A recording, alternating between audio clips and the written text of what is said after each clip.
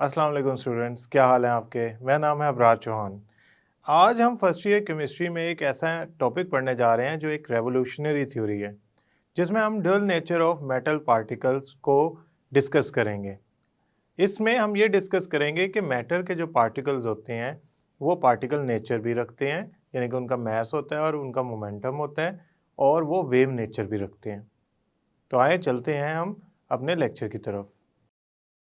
Students, जो आज हम टॉपिक पढ़ने जा रहे हैं ये असल में नेचर ऑफ मैटर के बारे में जो आपकी थिंकिंग है इसको चेंज कर देगा।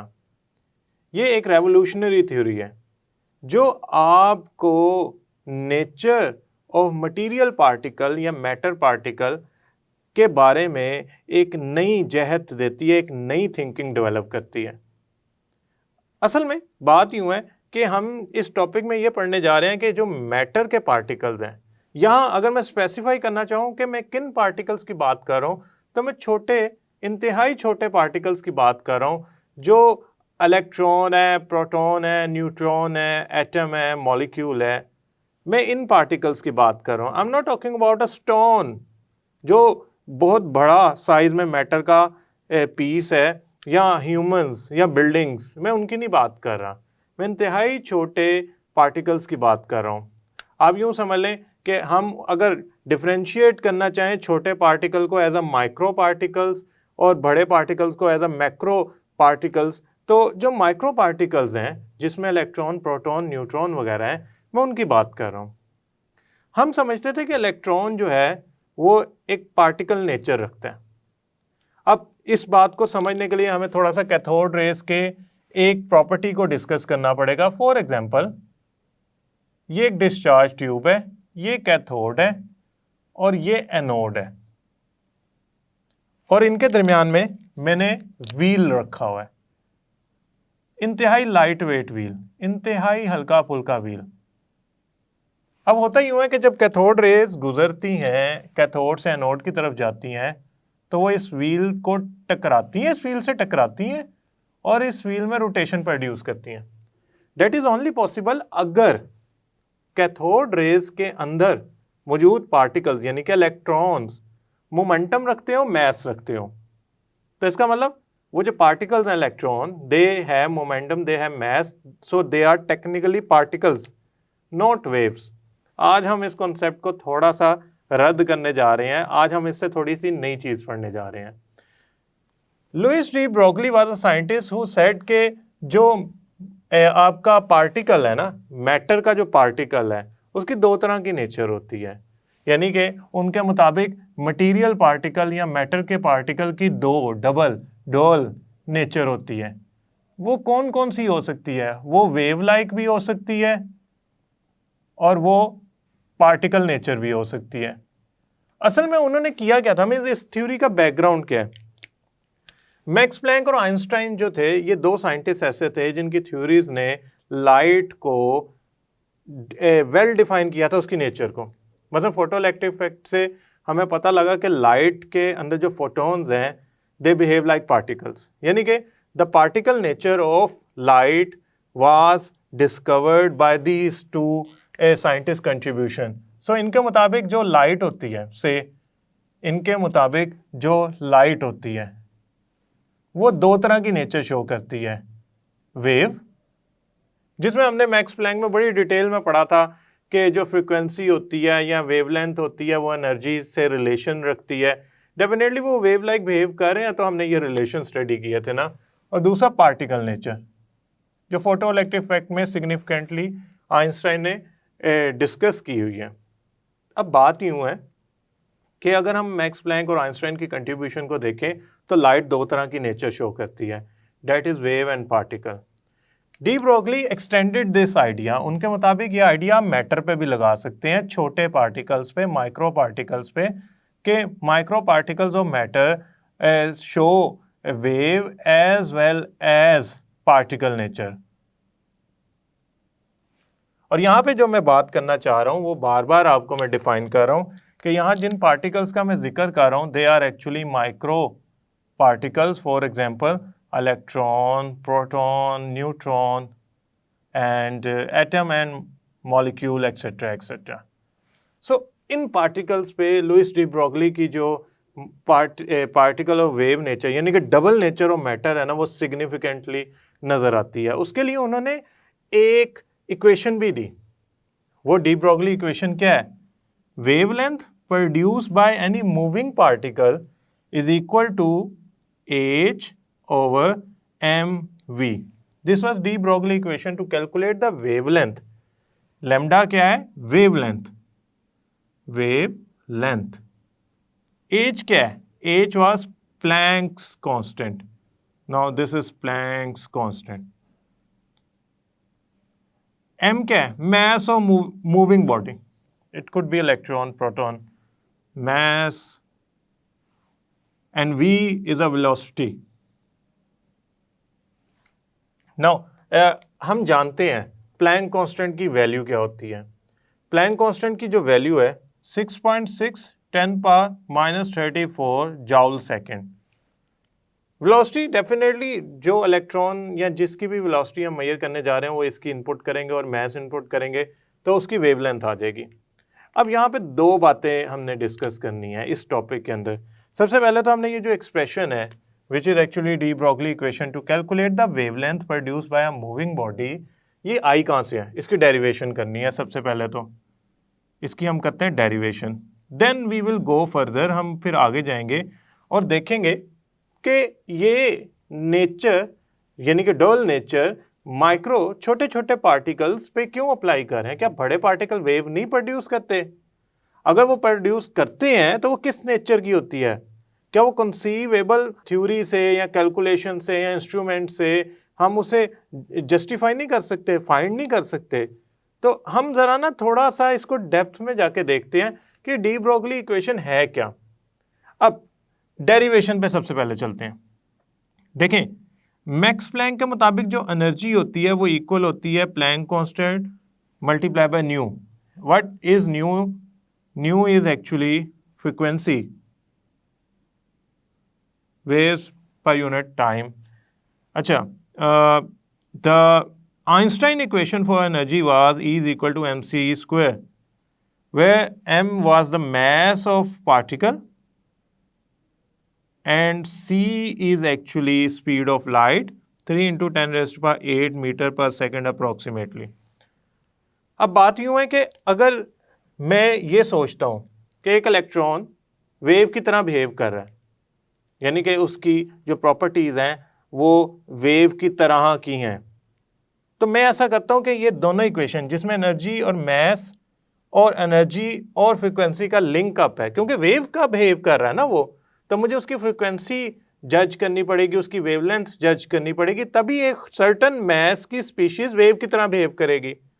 तो मैं ये डिटेक्ट करना चाह रहा हूँ, अगर एक मैस वेव की तरह बिहेव कर रहा है, वेव वाली प्रॉपर्टी शो कर रहा है, तो उसकी फ्रीक्वेंसी क्या है, उसकी वेवलेंथ क्या है, इसको जज करने के लिए मैं ना करता क्या हूँ, मैं Einstein equation is equal to mc square and Max Planck equation of energy, इन दोनों को जोड़ लेता हूँ, इनको इक्वेट कर लेता हूँ। तो मेरे पास क्या बनेगा? This is for Max Planck, this is of Einstein, so this will become, अगर मैं यहाँ लिख दूँ equation 1, equation 2, now compare equation 1 and equation 2, तो मेरे पास बचा h न्यू mc स्क्वायर। अब न्यू जो होता है ये फ्रीक्वेंसी होती है और फ्रीक्वेंसी इक्वल होती है c ओवर लैम्डा के, where c is a speed of light, lambda is a wavelength. तो क्या बना? h c over lambda mc square. Now ये c इससे कैंसिल हो गया, तो क्या बचा? h over lambda mc। तो इसको ज़रा अरेंज कर लेते हैं। लैम्डा एक तरफ आ गया, लैम्डा इसकी जगह आ गया और mc h के नीचे चला गया। Now this was actually speed of light. मैं ऐसा करता हूँ, अगर मेरे पास एक सर्टन मैस का कोई ऑब्जेक्ट है, से इट इज़ इलेक्ट्रॉन, तो उसके लिए मैं c थोड़ी यूज़ करूँगा, मैं उसके लिए v यूज़ करूँगा। सो हम क्या करते हैं, इसको रिप्लेस कर देते हैं v वेलोसिटी से। तो मेरे पास इक्वेशन क्या बनी? Lambda is equal to h/mv।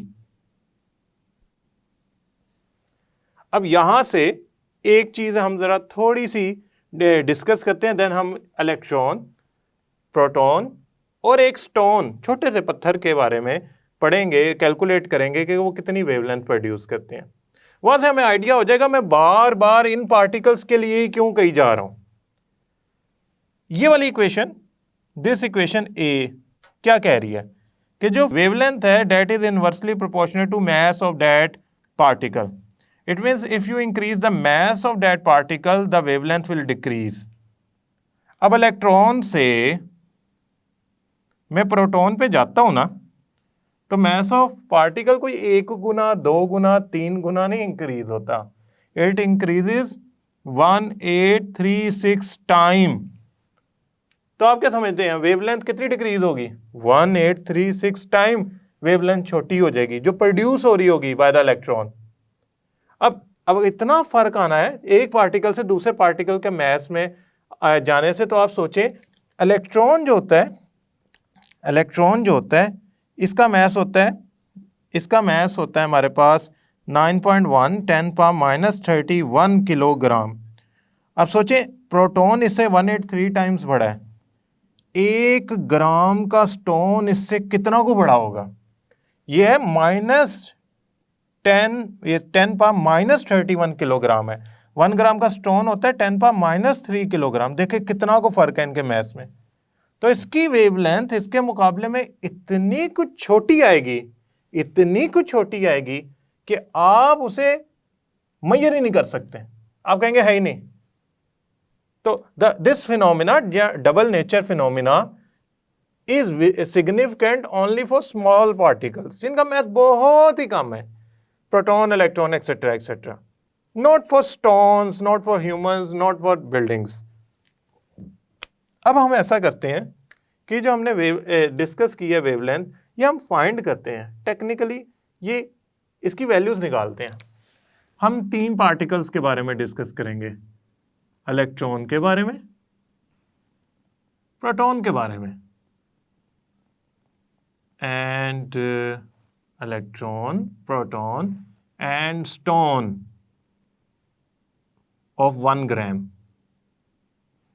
अच्छा, इलेक्ट्रॉन का मास तो खैर जानते हैं, बाद में हम इसकी जो नेचर है ये एक्सपेरिमेंटली कैसे प्रूव हुई उसको भी डिस्कस करते हैं। खैर अभी हम इलेक्ट्रॉन पे चलते हैं। एक इलेक्ट्रॉन है, उसका मास है 9.1 10⁻³ किलोग्राम, और उसकी जो वेलोसिटी है जिससे वो मूव कर रहा है वो है 2.8 10⁻6 मीटर पर सेकेंड।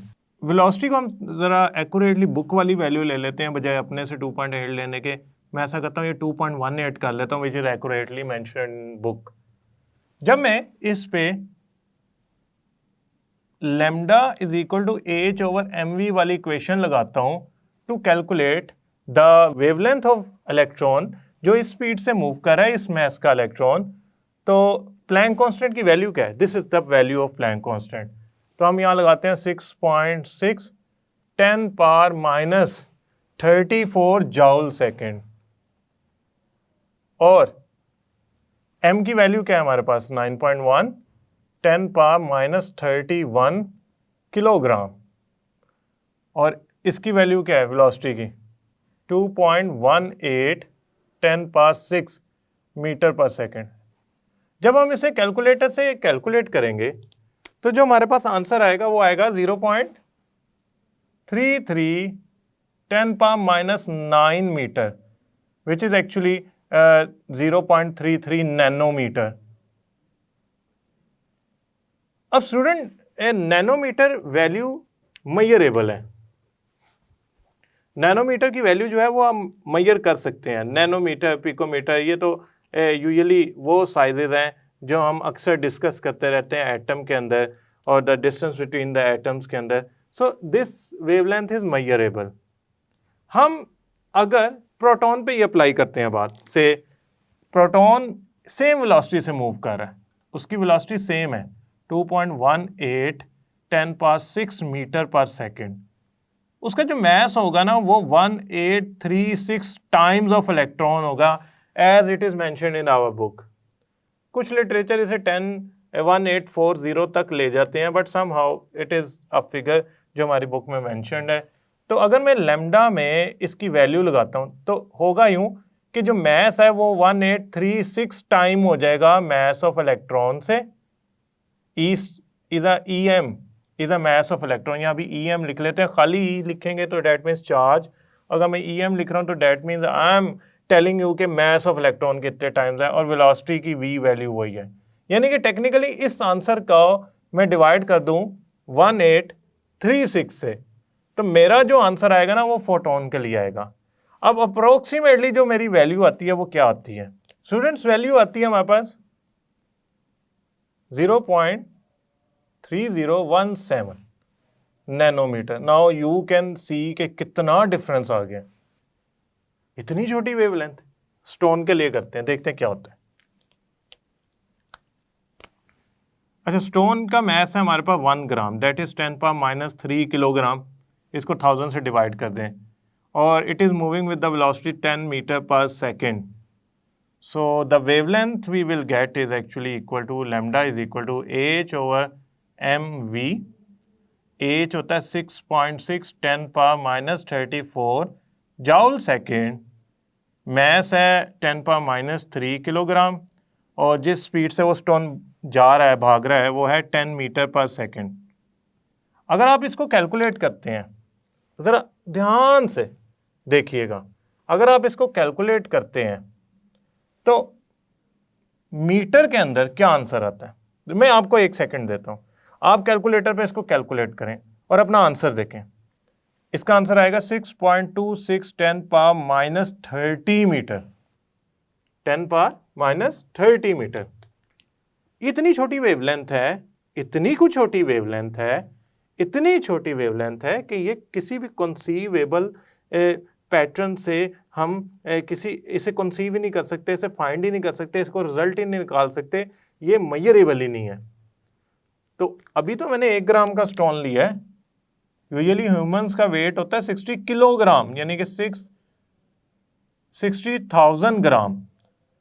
तो यानी कि इस वैल्यू को मैं 60,000 ग्राम से डिवाइड कर दूं, 60,000 से डिवाइड कर दूं तो और छोटी हो जाएगी ये वैल्यू। तो ह्यूमंस के लिए तो इससे भी छोटी वेवलेंथ आ रही है। इट मीन्स जैसे जैसे मैं पार्टिकल का मैस बढ़ाता जा रहा हूं, मेरी वेवलेंथ इतनी कम होती जा रही है कि मेरे लिए वो कॉम्प्रिहेंडेबल है ही नहीं। मैं कहता हूं नहीं भाई, ये वाली वैल्यू इज नॉट मेजरेबल, लिहाजा मुझे लगेगा ये शायद वैल्यू जो है, ये जो इक्वेशन है, ये सिग्निफिकेंट ही नहीं है फॉर लार्ज पार्टिकल्स। ये वो वेवलेंथ है जो किसी हद तक, किसी ना किसी तरीके से, मतलब ये पिकोमीटर्स में इसे ले जाएं तो ये एक मेजरेबल वैल्यू में कन्वर्ट हो सकते हैं, this is in nanometer, but this is not something which can be converted into nano pico to give you a better numerical value जिसको आप मेजर कर सकें समहाउ। इसका मतलब ये एक सीधा सा है कि आप इन पे ये सिग्निफिकेंटली चेक कर सकते हैं और दूसरों पे नहीं। Now students, what is the experimental proof? Experimental proof of this theory. There were 2 American scientists, Davison, Germer.